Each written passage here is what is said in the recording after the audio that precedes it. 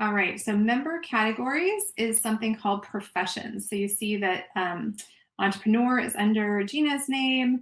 If we go to professions, that's another way that people find folks who are relevant to them, or maybe it's someone different. And they're looking maybe for, maybe for one of you, you're like, hey, who's a brand builder? Because I want someone to collaborate with to help build my new venture that I'm doing on a Mighty Network.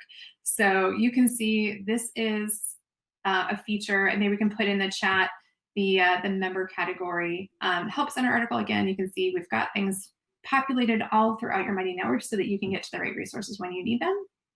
But this is a choice you will have. You have about, I think it's about 20 different choices.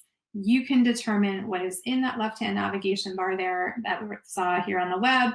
You can also see that there's a lot of different ways that you can have people choose that one identifier. And it is a one thing.